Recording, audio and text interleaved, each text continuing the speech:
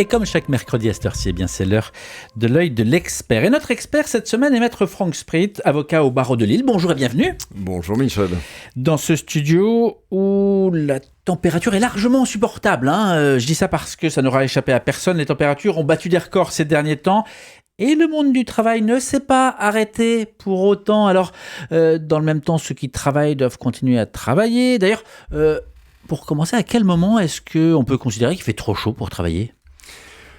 C'est une question évidemment d'actualité, comme vous venez de le souligner. En revanche, au risque de vous décevoir, il n'y a aucune norme particulière qui prévoit à quel moment vous devez vous arrêter de travailler parce qu'il ferait trop chaud ou parfois trop froid, mais ça paraît un peu byzantin de dire ça à l'instant. Mais est-ce à dire que chaque secteur, finalement, parce que évidemment entre l'employé de bureau climatisé et le couvreur par 45 degrés, par secteur, des normes existent ? Il n'existe pas de normes par secteur. En revanche, il existe des secteurs différents dont on comprend tout de suite que l'appréciation de la chaleur, soit extérieure, soit intérieure, puisse être un obstacle au travail efficace, efficient qu'il est demandé à chacun des salariés de l'entreprise. Oui.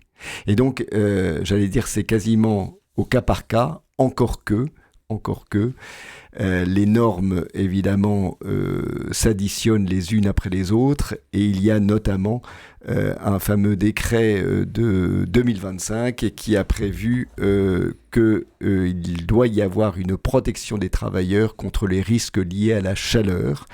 Et donc, on a pris en compte ce point de la chaleur pour obliger les employeurs à prévenir tout risque de dégradation des conditions de travail liées à la chaleur. Pour autant, il n'y a pas de critères stricts sur le degré au-delà duquel on ne pourrait plus faire travailler, ou il faudrait prendre une mesure particulière. Donc il faut s'en référer à Météo France et voir ce qu'il est possible de faire, et surtout de prévenir. Je parle justement de la prévention qui est effectivement une obligation impérative en matière de droit du travail et de conditions de travail. Donc cet arrêté de mai 2025 vient renforcer finalement les obligations de prévenir de la part de l'employeur, mais ça pose aussi évidemment la question de l'adaptation. Là on parle de ces grandes chaleurs, mais de l'adaptation à l'environnement finalement, aux normes environnementales qui évoluent, peut-être au changement climatique, même l'intrusion de ces questions dans les relations professionnelles, ou même comment est-ce qu'elles s'insèrent ? Oui, c'est exactement ça, c'est-à-dire qu'on ne peut pas appréhender le travail avec un grand T, si on veut bien, sans prendre en compte l'environnement avec un grand E. Et aujourd'hui, nous sommes tous affectés, préoccupés par ce changement climatique. Sans rentrer dans ce débat, c'est pas l'objet de notre émission à l'instant, mais en revanche, ce qui est intéressant, c'est de voir quelles sont les conséquences de l'environnement sur le travail, parce que le travail ne s'arrête pas, il doit continuer, au-delà même de difficultés, je dirais, liées là ici aux chaleurs actuellement, mais demain ça sera peut-être le gel. Et d'ailleurs, quand on parle de ça, on sait très bien que le bâtiment, pour ceux qui seraient dans ce secteur-là, prévoit effectivement des arrêts de travail et des suspensions des obligations réciproques de l'employeur et du salarié en matière d'intempéries, notamment liées au gel, mais bien évidemment, c'est aujourd'hui lié également à des chaleurs totalement excessives qui empêchent un travail normal de s'exécuter. On va revenir sur ces questions d'environnement et de travail, mais par exemple, ces grandes chaleurs, est-ce que le droit de retrait s'exerce facilement ? Est-ce que si je sors un thermomètre et qu'il fait 42 degrés dans la pièce où je travaille, j'estime que c'est trop chaud, je m'en vais ? Écoutez, le bon sens voudrait effectivement vous donner parfaitement raison en disant 42 degrés, pour reprendre l'exactitude de votre propos, pour travailler dans un environnement sédentaire, clos, c'est difficilement possible, pour ne pas dire acceptable. Et donc, effectivement, votre droit de retrait, s'il s'exerce, parce qu'encore faut-il le connaître, c'est-à-dire je me retire de ma prestation de travail, va vous couvrir du fait de l'inexécution du travail auquel normalement vous êtes soumis. Le salarié travaille, l'employeur lui commande du travail, mais le salarié dispose de ce qu'on appelle le droit de retrait. Pour autant, dès lors que l'on a un droit, on sait qu'on ne doit pas en abuser. Et donc, dire « j'ai trop chaud, donc je suspends le travail », non. Il faut connaître effectivement les raisons pour lesquelles on est amené à se retirer du travail et donc les expliquer. Bien évidemment, c'est pour cela que je parlais de prévention. Le mieux étant quand même d'organiser dans une période de forte chaleur que l'on connaît à l'avance. C'est ça la merveille technologique, j'allais dire. C'est qu'on sait à peu près quand est-ce que ça va arriver, quelles sont les mesures qui vont être possibles à la fois pour assurer la sécurité et la santé des salariés et en même temps ne pas dégrader l'entreprise, en ce sens que l'entreprise est faite pour produire, pour prester, pour apporter le service dont chacun a besoin et dont chacun profite. Mais Maître Sprit, à vous écouter, on pourrait penser que seul l'employeur est responsable finalement de préserver la santé de son employé.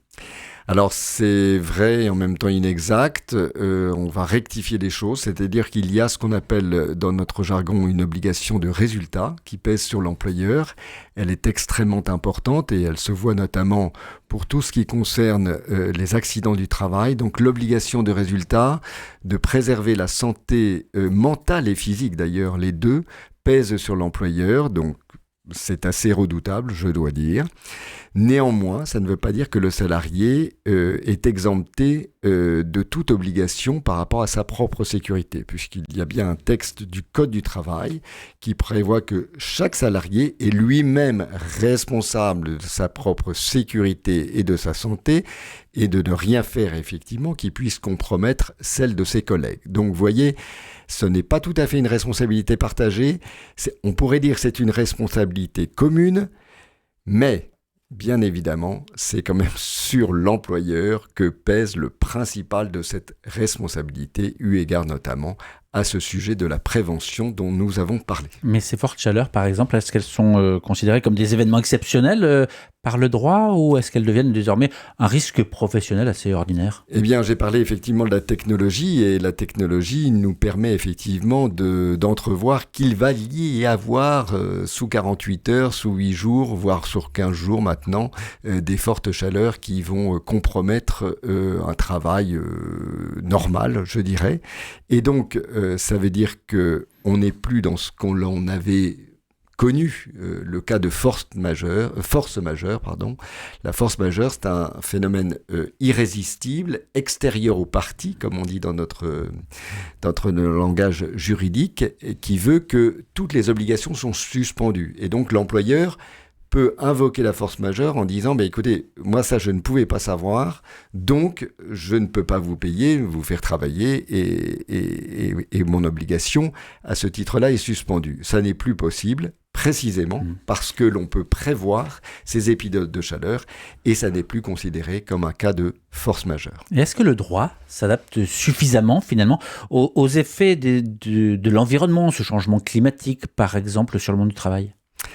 Alors c'est une très belle question, je n'ai pas la prétention de faire le contour de celle-ci et donc de donner la réponse qu'il convient, mais ça me fait dire que il faut toujours se rappeler que le droit est pris entre deux impératifs. À la fois, il court après les changements de la société, les changements climatiques, environnementaux, et en même temps, le droit doit toujours avoir une longueur d'avance, parce que c'est là où on peut effectivement se dire comment les choses vont évoluer et comment je vais construire un droit qui va permettre que ces évolutions vont s'insérer dans un dispositif qui est juste pour les uns comme pour les autres. Ça s'appelle la vie en société. Mais quand je vous dis ça, je touche à quelque chose de très, très fondamental justement, parce que c'est précisément l'école du droit ou le vertige que donne le droit. Est-ce qu'il est avant ? Est-ce qu'il est après les événements ? En termes de droit du travail, quelles sont les idées reçues que vous rencontrez, peut-être que vous avez rencontrées sur les obligations des employeurs en période que ce soit de forte chaleur, de forte baisse des températures, mais de cette adaptation au changement? Ouais, il y a un phénomène qui est certain, c'est le télétravail. Certains le revendiquent de manière absolue, pas toujours réfléchi, avec tout le respect que je dois à chacun, mais en disant moi je télétravaille parce qu'il fait trop chaud. Non, il n'y a pas de droit acquis au télétravail. Le télétravail s'inscrit dans l'entreprise selon évidemment son activité et selon les paramètres qui existent dans l'entreprise. Il y a des entreprises qui sont dotées pour amortir, je dirais, les effets de chaleur, par exemple, puisqu'on parle de ça aujourd'hui, et puis d'autres, au contraire, qui ne sont pas équipées.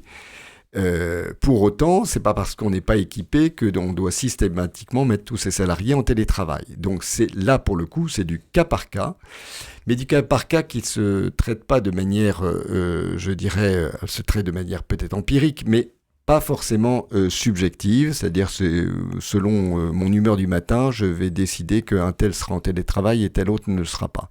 Non, il faut bien comprendre que quand on dirige une entreprise ou un cabinet, comme moi d'ailleurs, eh bien, on va anticiper les choses, on va le faire notamment par le biais, par exemple, de la médecine du travail, qui a peut-être un avis qui peut être intéressant. On va le faire, évidemment, avec la collectivité de travail, les salariés. Où est-ce qu'on en est? Qu'est-ce que l'on peut faire? Est-ce qu'on peut aménager les horaires? Est-ce qu'on peut, je dirais, différer le travail? Bref, il y a quand même des solutions, mais qui demandent justement un véritable dialogue, dans le bon sens du terme, notamment avec le comité d'entreprise s'il existe dans l'entreprise, pour pouvoir trouver vraiment le moment de s'adapter, en rappelant effectivement que tout ceci est ponctuel.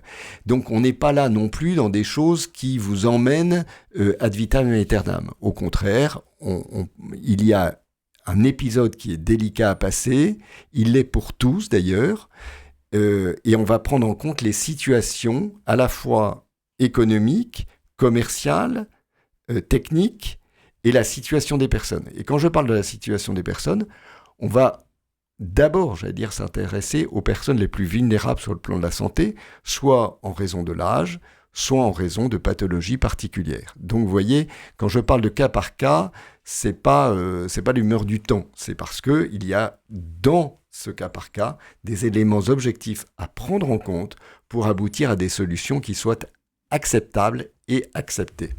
Maître Franck Sprit était notre expert cette semaine. Merci à vous. Un salarié peut-il refuser de travailler en cas de chaleur extrême? C'était une question qu'on s'est posée il y a 10 minutes. Eh bien, j'invite celles et ceux qui nous écoutent à réécouter la réponse parce qu'elle n'est pas aussi simple que ça et ce n'est pas un simple oui ou un simple non. Merci à vous d'avoir pris le temps de venir répondre à ces questions. Je vous en prie, c'est un plaisir. L'entretien va être à retrouver sur la page YouTube d'RCF Hauts-de-France et sur le site rcf.fr Région Hauts-de-France.